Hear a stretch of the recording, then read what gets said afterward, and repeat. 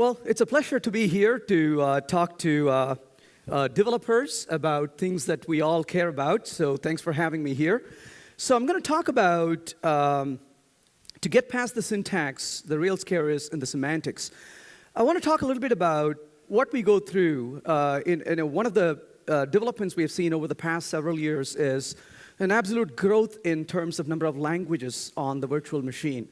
And of course, the adoption of the languages has varied quite widely. And what are some of the reasons? What can we do to get better? And not just within the JVM, but also across other languages as well.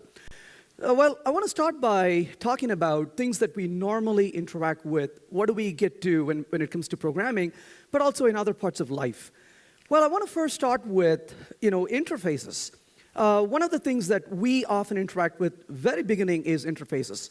I travel a lot. I travel about 250,000 miles a year, which means I spend a lot of time in airports and hotels.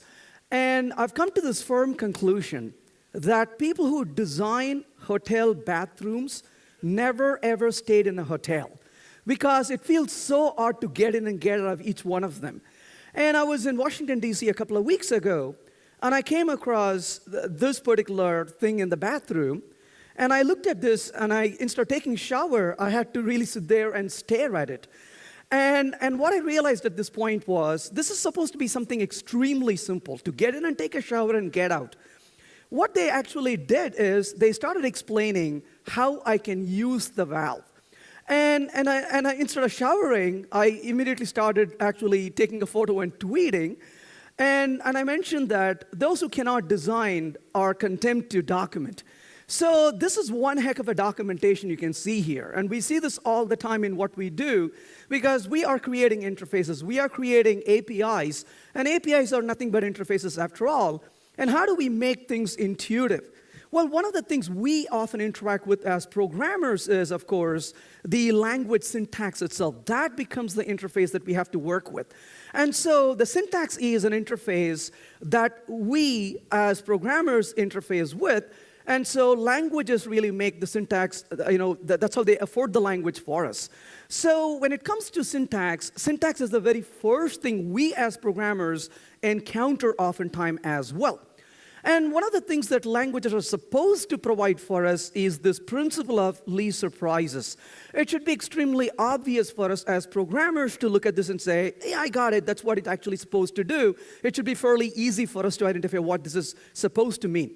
But we know as programmers that rarely happens. We look surprised and shocked all the time when we use programming languages.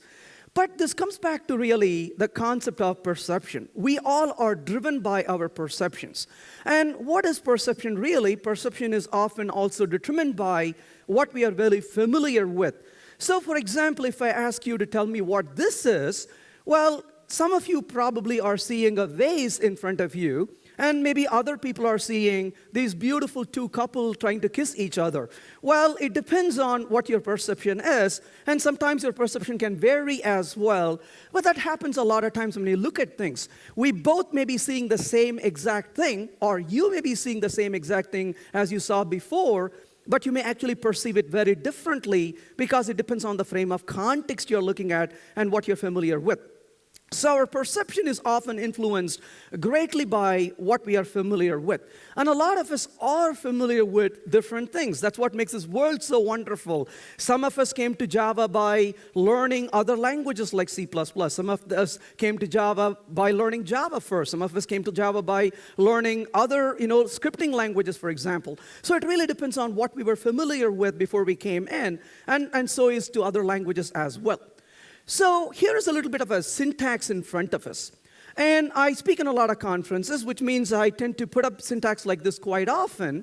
And when I was teaching one day with the syntax, a group of people came to me, and they all looked at exactly the same syntax.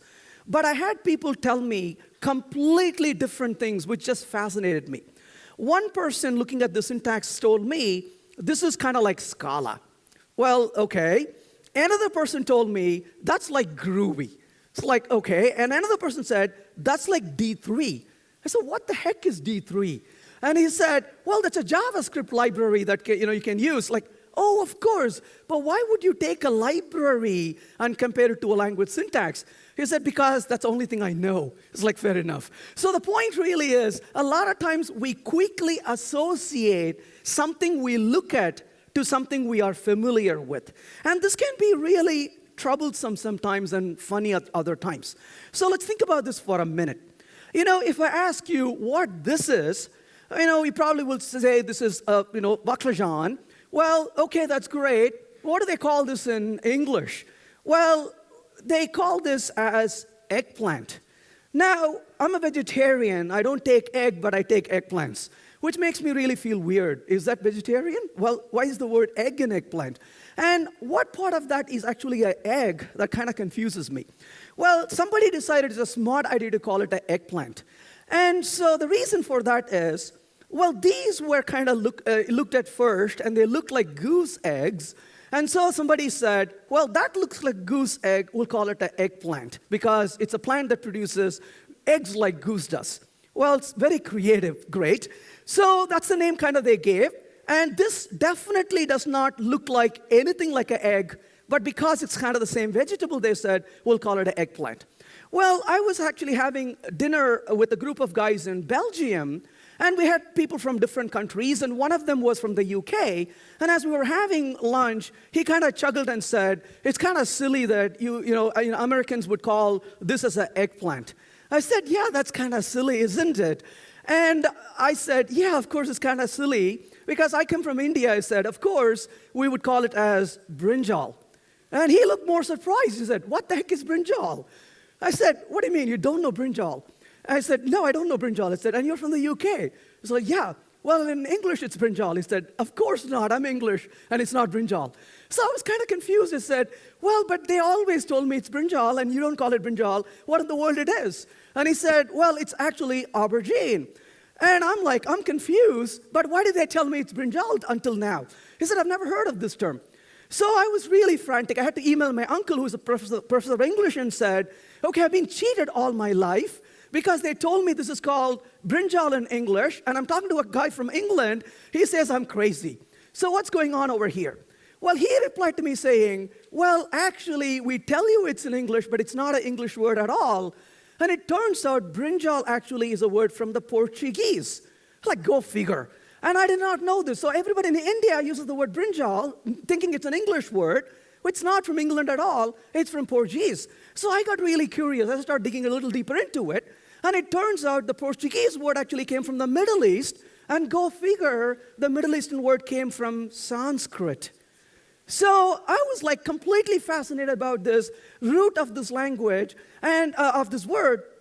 And it's pretty amazing to see how we tend to really associate things with the context of what's around us. And here I grew up thinking it was an English word until somebody from England told me that I'm stupid, it's not an English word, and I discovered it's actually a Portuguese word with some other origin.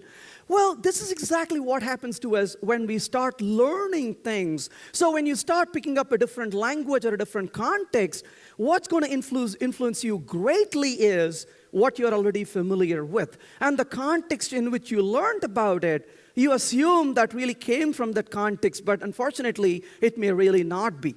And so this is where things get very interesting when we go beyond the obvious and start looking at more details further down into it. So given this, well, we want to go deeper, but what hits us first is the syntax. And we see this all the time. So, but I've never learned any language where the syntax was not really horrible to begin with. It always takes effort to learn a language because syntax makes it really, really hard. And I realized over time that I'm really learning it wrong by trying to attack the syntax to begin with, because it's not the syntax that actually matters the most, and you can never really remember the syntax by reading. You really have to practice it. So it turns out a lot of us fall into this trap quite often. So I kind of looked around on Twitter to see how other people are feeling about it. Well, I got a lot of respect for Michael Feathers, and here's a tweet from him. And he says, at first glance, I usually hate the syntax of new languages, especially when they are C-derived with pointless syntactical variations, start fresh. So he's calling out for languages to have a really fresh syntax, then having similarity to something else. And you can see that it bothers him as well. Syntax bothers a lot of us. Well, I kind of looked for random tweets, and I found this one, which was pretty interesting. It said, Ruby is awful language. I hate natural language syntax. And of course, he goes on to better another language as well. And I read this and I kind of started laughing because I actually love Ruby a lot. And I like Ruby not for its syntax. In fact, the syntax was horrible for me when I started learning because it was not like anything that I'm used to. But I got behind that pretty quickly, and I really started learning and enjoying Ruby. For one thing, if you look at a little bit about Ruby itself, there are some really interesting and fascinating things that Ruby provides. For example, let's say I have a class called car for a minute, and I want to create an object of car. I'm going to say car.new to create an object. So right there, I created an object. But this really fascinated me the minute I saw this, because in languages like Java and C# and C++, you normally say new and then specify the class name, whereas in Ruby you say the class name .new. This is not about syntax. In fact, syntactically it's only slightly different, but it's a huge difference in terms of semantics. If you really think about it, what is the most scary word in Java that you would have heard of? It's called the factory. Now, why do we all hate factories? It's to the point of where one thing very fundamental is missing. New is non-polymorphic. So we dance around so much because new is not polymorphic, and we start putting factories around stuff to really make this call polymorphic so we don't have to know what object to create. It can be dynamic. Well, the fact that new actually is a method, this makes it polymorphic in the case of Ruby, and you don't have to really invest in factory after factory. Simply pass a meta object, and you can create an object of it by calling new much more easily. That becomes a lot more easier to work with. Similarly, Ruby has dynamic fields. So for example, if I were to go to this object of car, let's say for a minute, and I'm going to say in this case equal to, let's say, car.new, and I'm going to say car.let's say inspect, I'm going to print the content of the car. Notice it doesn't have a whole lot right now. But I'm going to say drive here, and in this case, the drive function simply says, oh, let's say, just for an example, I'm going to say miles equal to 0 to begin with. Notice it still doesn't have anything. But I say car.drive here, and then I'm going to say car.inspect, and all of a sudden it contains miles. Fields are extremely dynamic. Objects can have fields, and two objects of the same class may not really have the same fields at all. And again, that was very fascinating for me when I was learning the language to see, that's very different from what I'm used to. Not every object is cookie cut. They're all different from each other, and they're pretty dynamic in terms of the properties they can have as well, and that's pretty fascinating. But one thing that really draws my attention in Ruby is that almost everything is an expression. Now, think about Java for a minute. When they were evolving Java in Java 5, they wanted to introduce the for each syntax. Now, how do you use the for each syntax? You say for variable type, variable name, colon, collection, or iterable. Why in the world are you using the word colon? Well, the reason is they really wanted to use the word in. But they were so afraid that people would be using the word in programs, and they did a quick search, and they found a lot of code is using the word in, and they were afraid they're going to break all the compatibility if they use the word in, so they use something really absurd like a colon. But if you really think about it, why is that a problem? The reason it's a problem is they want to make in a keyword. And I really hate the word called the keyword, because languages that have a keyword that have keywords are like the mafia. They take stuff away from you and they try to kill you if you use it, right? So the point is, I don't want keywords. I want everything to be context driven. So in the case of Ruby, almost everything is an expression, and so as a result, you can use them in different contexts. For example, class is just an expression. I can redefine it. I can do whatever I want to do with it. In this case, I'm just printing what's in the class that's been created. So for example, in this case, if I were to say 2, you can see that it actually returns a 2. So that kind of bends my mind to see that everything is an expression, including class, which is like a function or an expression you can redefine. That's pretty darn powerful in terms of how it changes. I merely scratch the surface just to show that what really attracts me is the semantics rather than what the syntax is. I care less about the syntax. It's the fun of the semantics that really matters overall. Well, going further, here's another tweet I found. It says, I hate to say, but Clojure seems to have a bizarre confluence between beautiful semantics and ugly syntax, which reminds me of Perl. Well, that's a pretty big insult, right? Because you never compare anything to Perl. You should never do that, right? So this has been really a interesting read for me to see this. But once again, I would argue Clojure is something that just amazingly fascinates me. Well, I don't think I've programmed in a language recently that is as concise as Clojure is. I would write code in different languages, but the minute I write a piece of code in Clojure, I got to take a minute and wipe the tears off my eyes and say, this is so beautiful, right? And it's amazingly concise when you write code like this. It's just awesome in terms of its conciseness, its ability to just distill things to just a mere few lines. It's extremely concise. And people often complain about the parentheses, but I actually like it. Because if you put a lot of parentheses, your code becomes horrible. Nobody ever can understand and maintain it. So it forces you to keep the code small and modular. So it's actually a really nice ploy to make code really actually readable. But one of the key things I really enjoy about Clojure is its ability to separate state from identity and provide immutability. So for example, let's take a look at an example here. I'm going to define, let's say, max as 100. We'll call it as, max value as 100. And in this case, of course, I'm going to go ahead and print the value. Let's call print value of max value. You can see the value is 100. Hey, but go ahead and change the value of max. I'm sorry, I cannot change the value of max. Why not? Because the language has no syntax to modify variables. It is, by definition, immutable, and they don't let you modify the variable. Well, if I really, really want to modify, what can I do? Well, the reason they don't let you modify variables is, in a functional programming language, mutability is frowned upon. They want to provide us as much as possible with immutability, so things like concurrency become really easy. But of course, in a world where you do work with things, you eventually want to change things. So how do you possibly do that? Well, this is where they do a good, nice separation of state from identity. And in a sense, what that means is you have an identity of an object, but the internal state that we normally maintain is externalized, and you refer to the state of the object.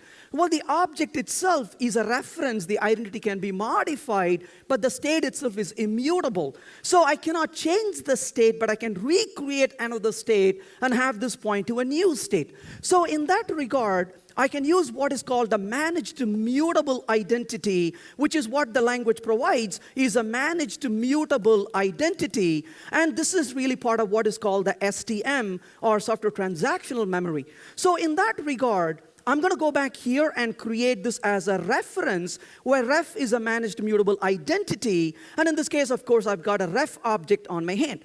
But of course, if I'm trying to modify the reference, and once I do, I want to print out the reference, let's say, well, the way you get to the real value under the reference is by dereferencing it. So in this case, you can see I'm getting the value 100 from the reference. But I want to modify this. So I'm going to say ref set and say that the max value is going to get a value, let's say, in this case, 1,000. Well, I'm trying to modify this value. Well, immediately, I get an error saying illegal state exception, no transaction running. So in other words, we know one thing about Java. The problem in Java is not that we have to synchronize. I'm not worried about having to synchronize, honestly. I don't mind synchronizing. But the problem in Java is, what does it do if you forget to synchronize? Or what does it do if you fail to synchronize, or you synchronize at the wrong place? What does Java do? It gives you a compilation error, correct? No. It gives you a warning, does it? No. Then what does it do? It just runs. And what will be the result of running it? We don't have a clue. That's why when you write concurrent code, you are so eager to go to work, because you want to know what this damn code is going to do today, right? And it becomes really unpredictable. So I've come to realize this. programming concurrency on the JVM with Java or the JDK is like working with the in-laws. They're just waiting for you to fail, right? And this is not going to be really fun to be doing stuff. It's really hard to program this concurrency, and we fail at it over and over. Well, STM says, go ahead and access this object, and if you get into a concurrency issue, I will slap you and say, you haven't synchronized it. That's the error you're getting to say, you haven't synchronized this, you need to synchronize it. So in this case, notice, I'm going to, first of all, enter a synchronization block. I'm going to say do sync. And now that I've asked for synchronization, it's more than happy to work with it. And so that is enforced by the system to say, you need to synchronize. So synchronization becomes more deterministic than being non-deterministic in the case of Java, so that you can see is beneficial. So once again, these things are the ones that quickly attract me. And the syntax becomes really less important after a while once you get deeper into the benefits you derive out of this. But you may say, all right, you talked about a closure. That's pretty awesome language, absolutely. You talked about Ruby that's being used. But there is this elephant in the room that we all know about. You know what I'm talking about, don't you? That's correct. It's called the JavaScript. How many of you use JavaScript? Oh, everybody almost. How many of you love using JavaScript? Very few hands go up, right? Look at him. He's got so much pain in his face when he's raising his hand, right? JavaScript made him do it. It's okay. We can take care of you later, right? Now, we all use JavaScript, but we all feel the pain. But I've realized why that is. Well, this is one of the tweets I saw, and I just love this tweet. On the right side is what can you do with JavaScript. This is all you can do with it. This is what you should do with it, right? And so the good parts of JavaScript is that, in fact, if you read that book, Douglas Cockford is a very smart guy. He wrote this book. It's 95 pages, 96 pages. But if you really read the book, the content is only 4 pages. And the rest of the 96 pages, he's telling you, don't do this, don't do this, don't do this. It's really funny when you read this book. So it's actually a 4-page book with 90 pages of don't do in it. So it's actually funny that it's the size of the cover, actually, what you can do with JavaScript. But I realized over time, why is it so hard? And so do you know why you're having so much trouble with JavaScript? And I finally figured the reason for it. And the reason is, you don't choose JavaScript. JavaScript chooses you. It's like Torquemada too, right? So that's why people get angry. You're not the chosen one. Sorry. Go away, do something else, right? And if you're chosen, of course, you wouldn't have this problem at all. So JavaScript actually is extremely powerful language. I have to honestly tell you, I'm like you, I really like it. And the reason I like JavaScript is it's amazing in terms of its prototypal inheritance. That's where the real power of the language is. But the semantics is very scary as well. For example, if you were to go into JavaScript for a minute, JavaScript is actually pretty interesting to work with. For example, if I say A equals, let's say, 1, and I'm going to say var B equals 1, and I'm going to say var C equals 1.0, seems reasonable so far. And I'm going to ask JavaScript, hey, JavaScript, is A equal to B? It says, of course, sure it is. And then if you say B is equal to C, it says, of course it is. Now, here is the biggest problem. If you say A is equal to C, right? Now, my recommendation is you never run this code in front of children, because they will lose faith on humanity if they ever see this. Because when you run it, it says a no, right? It's like, what kind of logic is this? And therein comes the problem. You should never use the word logic and JavaScript in one sentence, right? So the point really is that it really is confusing to people when they see this, but this is not a syntactical issue. It's a damn semantical issue, right, that you run into all the time. But once you get past to it, then comes along other problems. For example, let's say you are defining in JavaScript a variable. So I'm going to write a function called foo equals, let's say in this case, some function, function. And within this, I'm going to say, let's say var local1 equals to 2. And I'm going to print local1. Well, okay, great. I want to print the value of local1 outside after I make this call.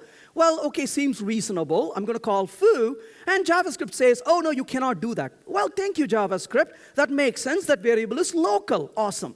Now I come along and say, in this case, let's say local2 equals 7. And I'm going to print local 2 also. Well, in this case, of course, you can see that works too. But then JavaScript comes along and says, oh, look at Venkat. Venkat put var in front of local 1, but he forgot to put var in front of local 2. What can I do to hurt him the most? Right? And of course, the worst thing you can do is you to make it global, because nothing hurts you more than that.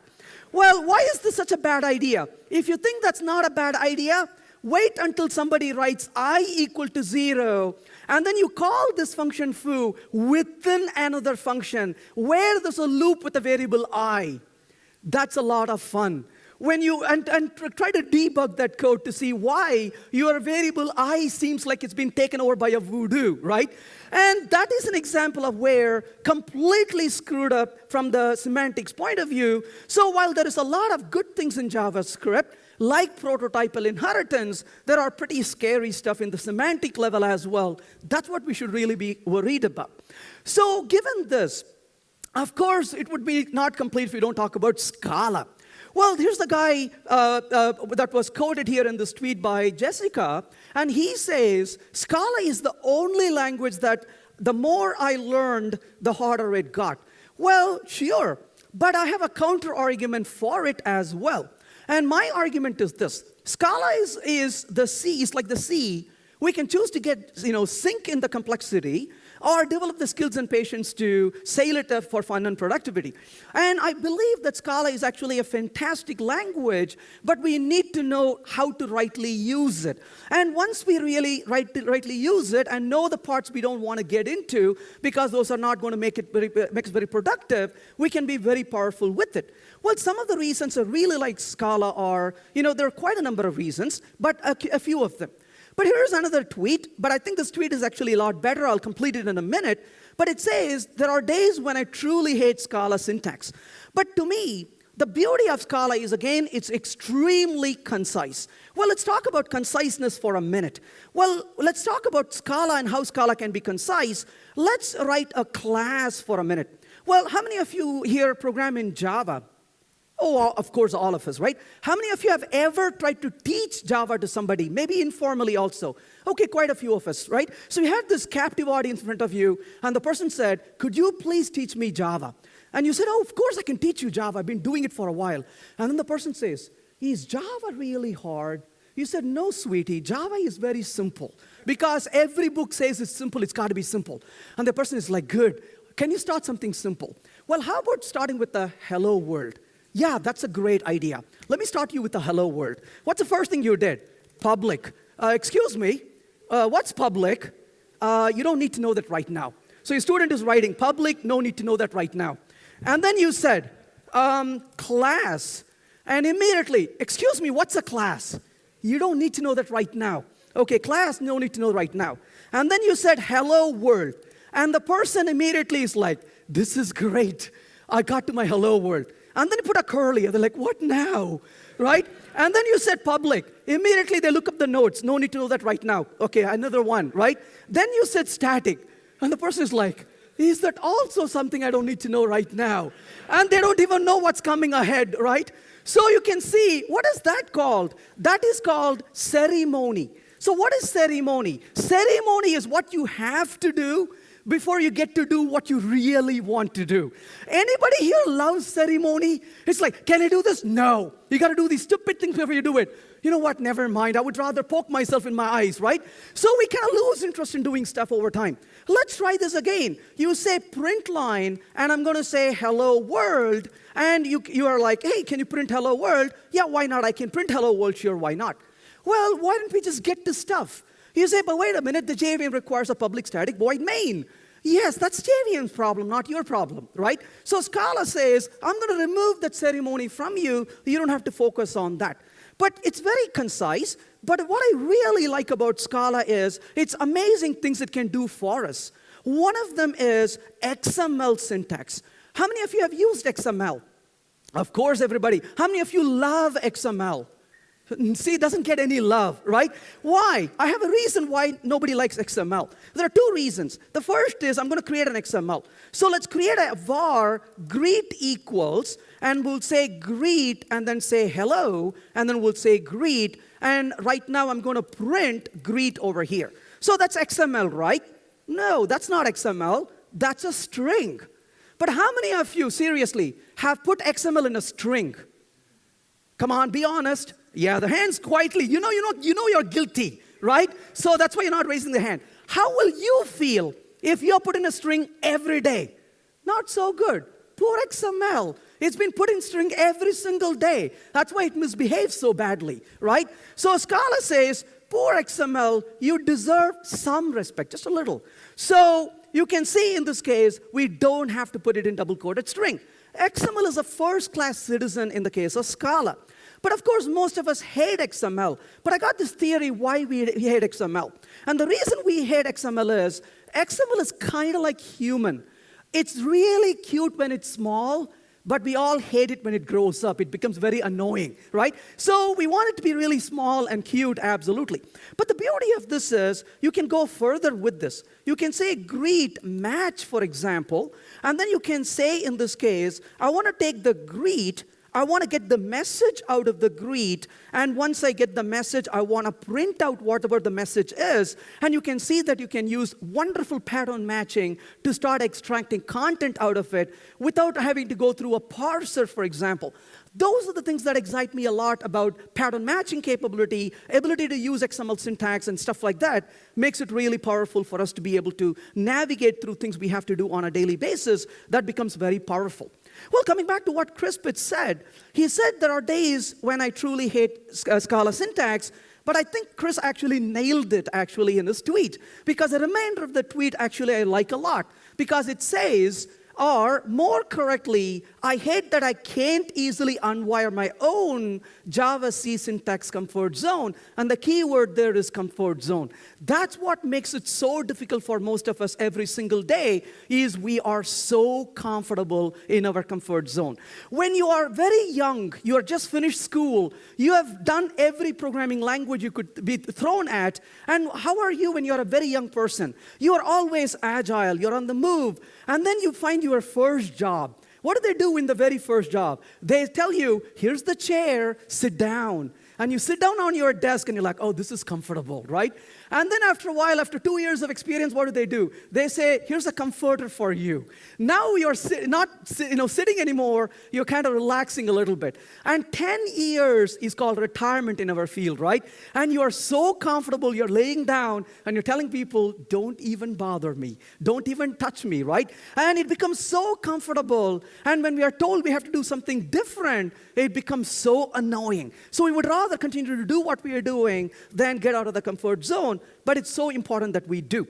So my recommendation is, do not bother about syntax. Instead, learn the semantics and practice the syntax. Now, I comfortably program in about 12 programming languages. And the only way I learn every single one of the language is completely ignore the syntax. I read about it, I think about it, I try to understand the semantics, and then I start coding and I kick and scream and cry because the syntax bothers me. But over the next 4 or 5 week period, the syntax kind of just goes on. I don't even have to think about it. So you don't really learn syntax. You just pick up syntax by practice. It's the semantics that you really want to pay attention and learn. That's the real challenge, and that's where the real fun is as well. So a true appreciation or understanding of a language emerges when we dig into the semantics of the language and not just the syntax of the language. That is something for us to really think about and pay attention to as we get deeper into things. So let's dig into the semantics just a little bit to see what kind of scary things could be there. The very first thing I want to talk about is the Singleton pattern. Now, everybody here has used Singleton pattern at some point, but here's what I learned about the Singleton pattern. Singleton pattern takes about 5 minutes to learn and a lifetime to get it right. It is that difficult to do.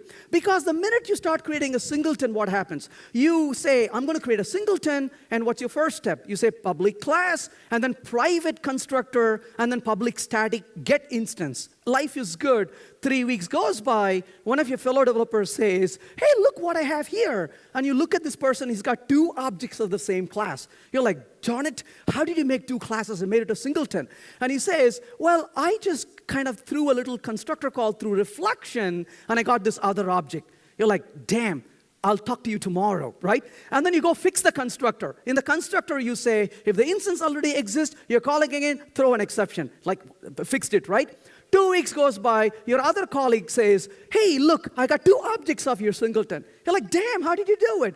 And she says, I serialized it and deserialized it. You're like, damn, I'm going to fix that too. And then you go back and fix it. 4 weeks later, somebody brings a kid along, and the kid says, look, I have 7 objects of your singleton. You're like, my gosh, how did you do that? Because I created multiple threads. You're like, damn it, I'll fix the concurrency now. Well, there's a name for this. It's called Scotch tape-driven development. You put a little tape on it. Does it stick? And then it peels off. You put a little bit more tape on it, right? Becomes really hard to maintain code. Well, how do you deal with it? Well, Java says you can deal with singleton. Well, here's the beauty, right? So this is really cool about Java.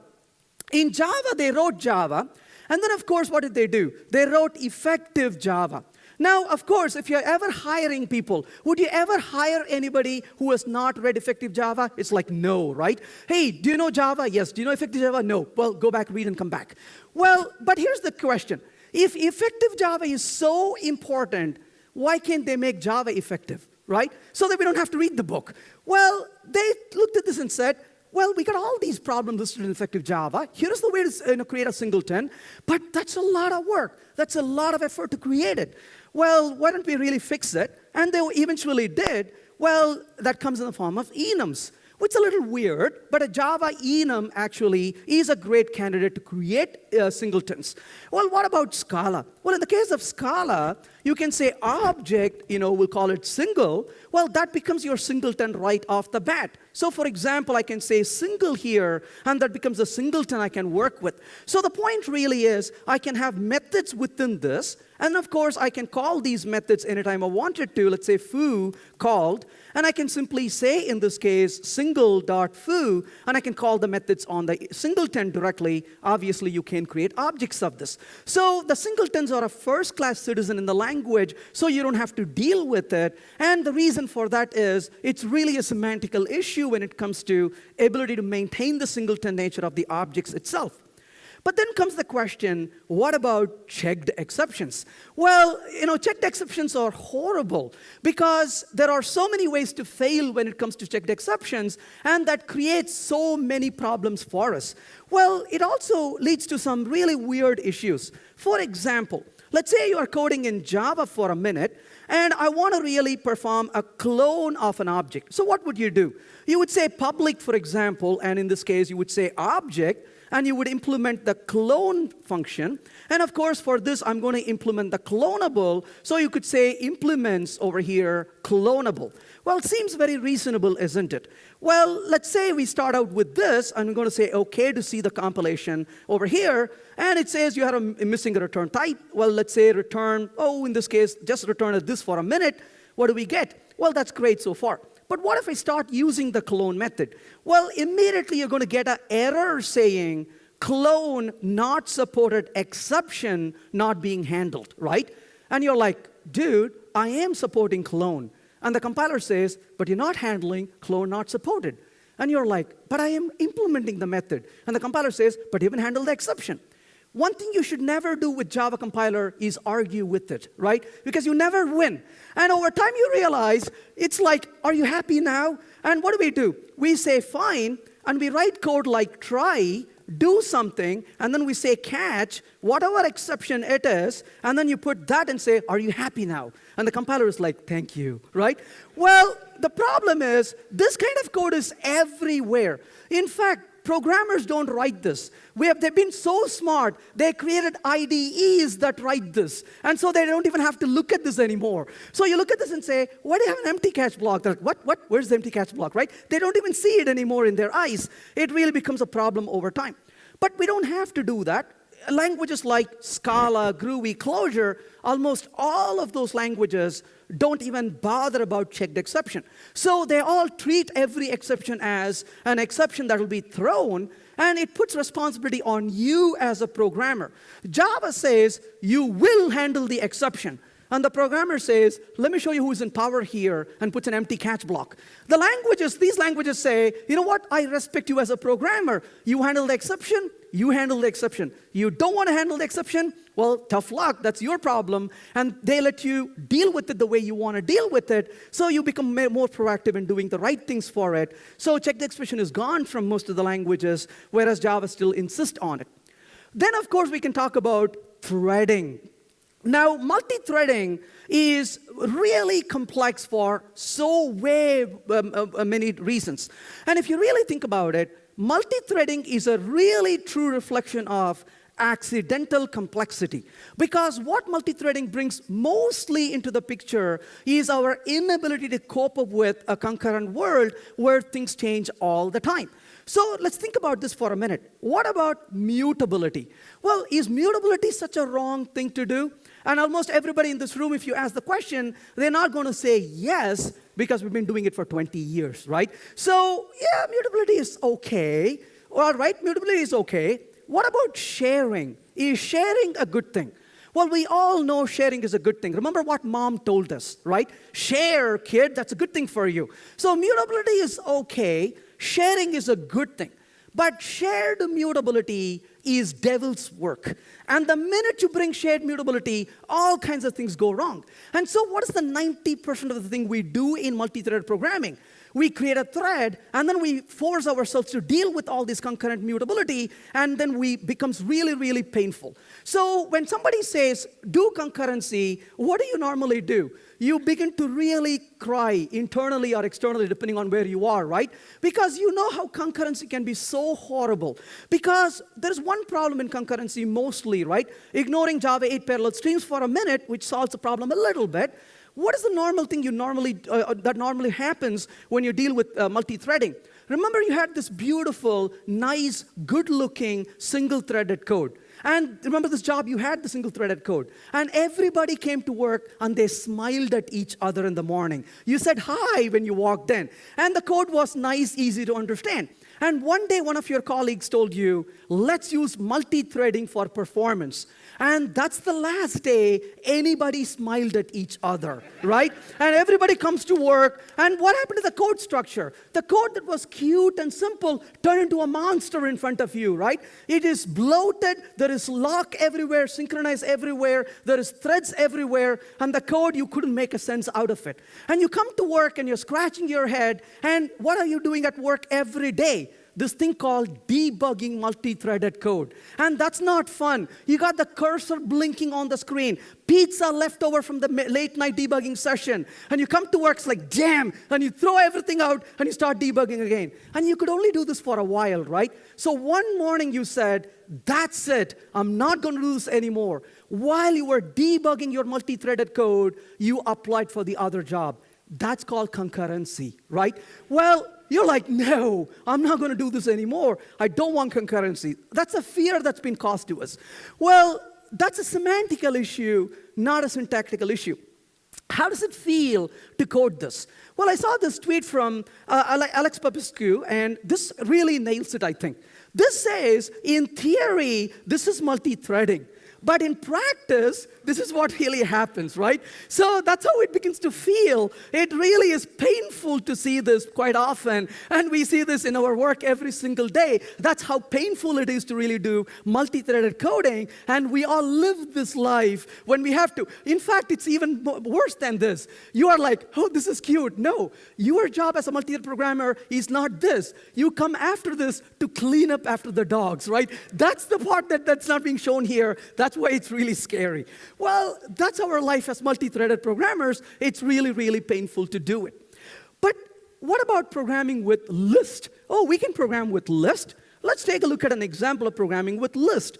Well, let's get back to this and say, I want a list I want to create. Okay, so here is a list. And I'm going to say, let's say a list of numbers. So numbers 1 to 10. And I want to get the last element in this list. How do I get the last element in the list? Output numbers.get. Well, okay, how do I get the last element? Well, is it size? Is it length? Is it, count? Okay, size minus 1. And then, of course, you can get the last value out of it. Now, would you do this to any fellow human being? Would you go to them and say, hey, tell me how many elements you have? 10, subtract 1, 9, get me the 9th element. Like, are you an idiot, right? So they will get angry at you, isn't it? Well, is this a syntactical problem? Well, this is an API design problem, right?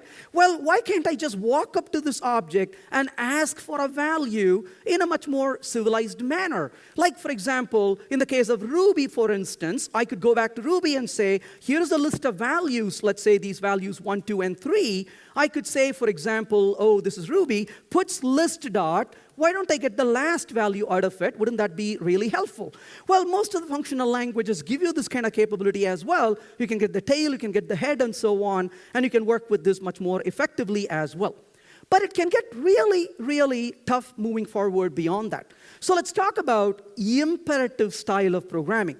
If you're programmed in Java for a while, you have programmed in imperative style. Most of us have programmed in imperative style throughout our lives, unless you worked in a few esoteric languages. Thankfully, that's changing, but life can be really hard. But let's take one small example to see how hard the life can really become. So let's go to the example here.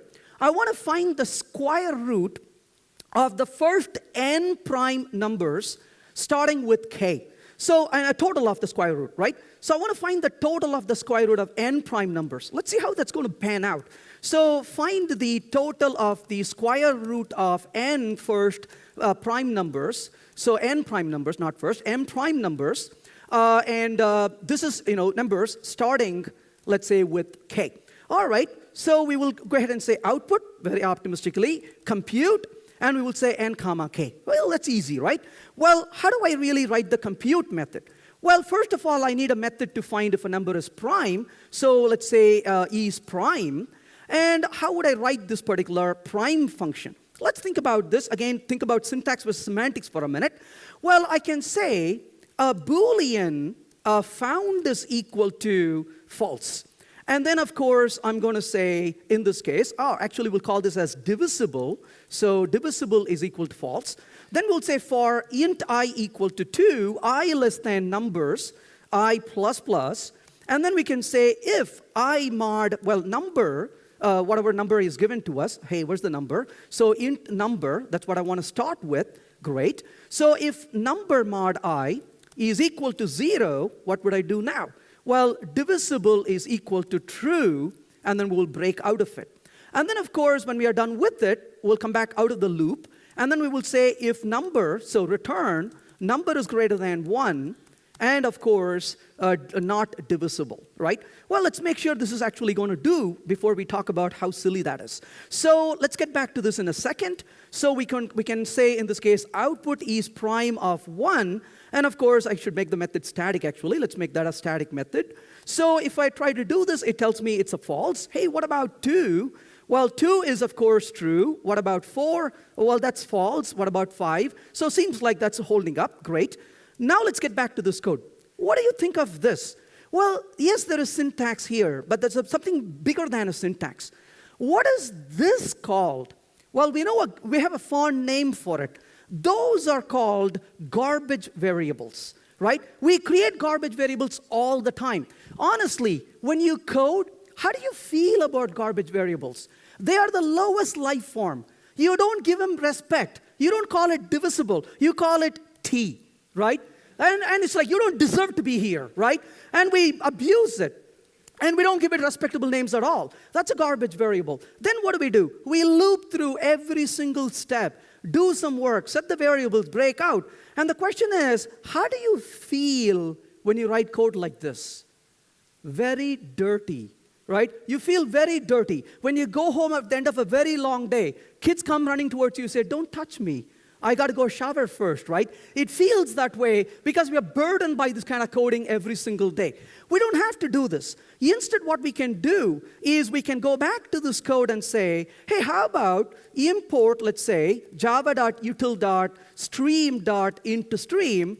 And in this case, of course, I'm going to simply say, hey, why not take away all this junk and simply say, here is a int-stream, and on the int-stream, and in-stream.range from 2 to number. And obviously, you can improve the performance of this a great deal with algorithms and paying attention to it. But a pure straight comparison of the two syntax here, right?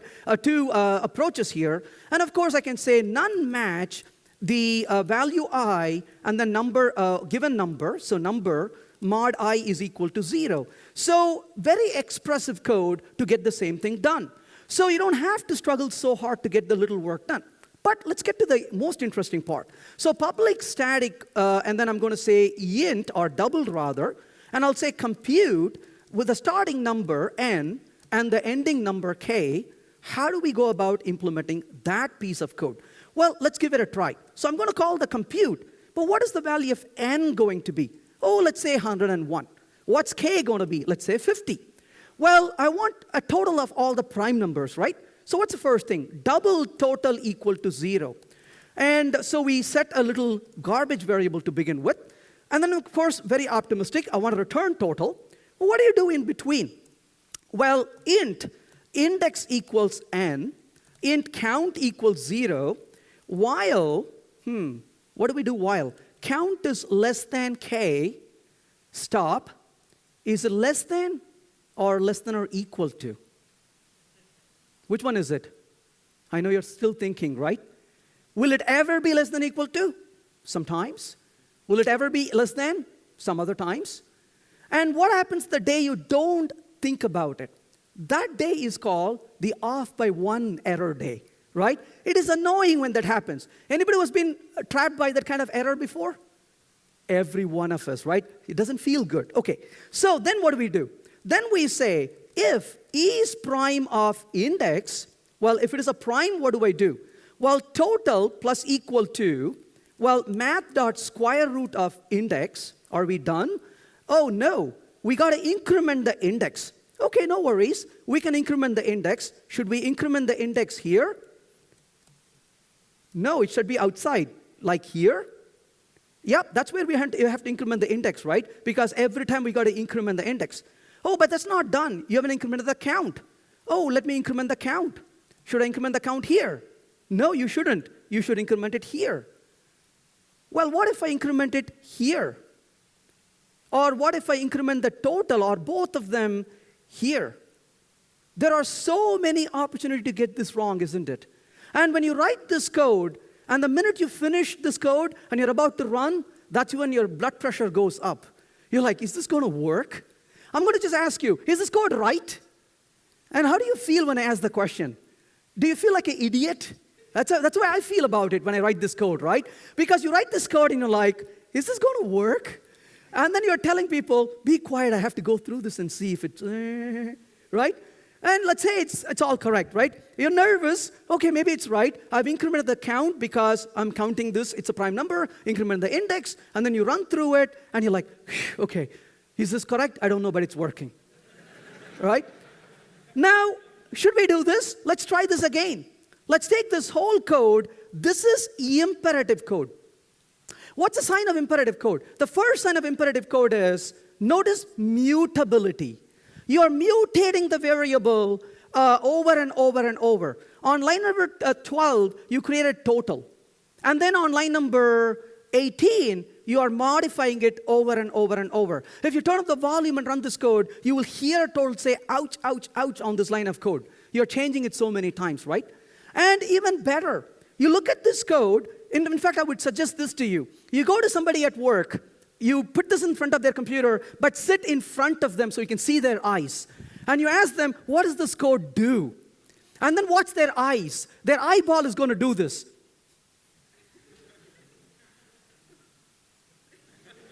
That point is called the point of confusion. I don't know, right? So that's really complex code we have to deal with. Let's try this one more time. I'm going to try this again this time. I'm going to say, bring in a stream. So this time around, I'm going to say, return stream.iterate from what? From the value n, given a number plus 1. Just stare at that for a minute. What in the world is that? That's an infinite stream. Isn't that awesome? Infinite stream starts with n plus 1, n plus 2, n plus 3, keeps on going. When does it end? It has no limits. Of course, the next question is, if it is infinite in size, where will you store it? On the cloud, of course, right? So the point really is, it is infinite in size, but it's lazy evaluation. So it's not going to compute until it's on demand. So it doesn't do eagerly all the work. It says, sit back, relax, I can do this when I have to. So we have a lazy stream. What am I going to do? I'm going to say, okay, dot filter, and given an element, tell me if it is a prime number. So I can say, in this case, sample, and then is prime. So I got a prime number. Well, then what do I want to do? Do a map, and I'm going to say math square root operation on it. Well, I'm going to map to double, and then I'm going to simply perform a sum operation and return the result of that operation when I'm done with it. So that is all I'm going to do here. And so when I run this code, well, of course, I got to be careful. It's infinite in size, isn't it? So what do I have to do? I have to limit this. If I don't, that beautiful thing will happen, where it'll be spinning forever, right? So what should I do? I should tell him, hey, you want to limit to a certain value, which is the value of k, whichever that value of k is going to be. Oh, let's kill this for a minute. So essentially the idea behind this is you want to really express the code, highly expressive, and you are saying, go get me all these values that you have for me, and then compute the result. But just look at the code, how little code we had to write. It is highly expressive, as you can see. Except for one small detail that I have to carry through, which is I have to make sure that I limit this to a certain value eventually. Let me kill this code that's trying to run for a long time. So essentially, you are telling him, go ahead and terminate this operation, this particular operation when you reach the limit, whichever is the value of k. Which is the beauty. We can just come back to this and say, limit this to how many? Well, k, isn't it? Is it less than k? Oh, is it less than or equal to k? It's k, damn it. Get your work done, right? So you don't have to be confused about this. It becomes extremely simple to communicate. So what did we say? Iterate through the numbers, get me all the primes in that range, and get me the double of the square root of those, and then, of course, limit to k values and perform a sum operation for me, and you can see the code produces the result. Now, if you look at this, this is not about syntax, it's greatly about the semantics at this point, because there is a lazy evaluation in place, there is a composition in place, there is effectively a functional style of code you're doing in place, so there is quite a bit of difference that you have on your hand. So when it comes to imperative code, how does it feel to write imperative code? Imperative code is like talking to a toddler. The first day you talk to a toddler, it is so cute. You're like, wow, it was so much fun talking to this little baby. And the second day you talk to the toddler, you realize you are saying the same thing. The third day you talk to the toddler, you're saying the same thing again. Sweetie, don't hold the scissors. That's not safe for you. And the fourth day, what are you doing? Saying the same thing. And that's when you realize this is what is going to happen for the next 18 years. That's called parenting, right? And how does that feel? Well, that's how it feels to program in imperative style. You're going to be doing the same thing over and over and over. It bogs you down. But on the other hand, when you program with imperative style, this is how it feels about 2 years as a parent, right? And you realize there's another, 18 years more, 16 years more to continue. But how does it feel to program in functional style? Programming in functional style feels like you're talking to an adult. Well, not that adult. I'm talking about programming to a responsible adult, right? So it feels like you can simply say what you want and you get the things done. So imperative style bogs you down by saying what you want and how to do it. Functional style helps you focus on just what you want. It figures the details out for you. It becomes a lot more easier to work with. So given all of this, there is yet another problem we often deal with when it comes to programming. And I would say this is probably the number one thing every single person who has ever programmed, created a language or a library or framework has probably run into a trap. And that is to bring two completely independent things together. And you can see this in Java as well. Look at the example of garbage collection. Well, cleaning up memory versus cleaning up external resources. Bringing those two together has caused so many problems. Same thing with concurrency. Having threads at the same time having to manage the memory model causes problems for us. So anytime we bring two independent things together, it becomes a problem, and we see this over and over. In our own coding efforts, we don't do enough of single responsibility principle, and we put things together for convenience, and that comes back to haunt us. So that goes back to semantic meaning. We have to really look deeper and say, what does this mean to me semantically? And what are the benefits of this versus what are some of the gotchas that this is going to bring to the table? We got to be very aware of. So to summarize what I talked about, I want to quote Henry Thoreau's words here. He says, it's not what you look at that matters, it is what you see. And this is something I think is extremely important. The syntax is what you look at when you start coding, but it's very important to really see beyond the syntax and relish the semantics of languages, because that's where the real power is, and that's where the real fun is as well. Thank you very much for your time.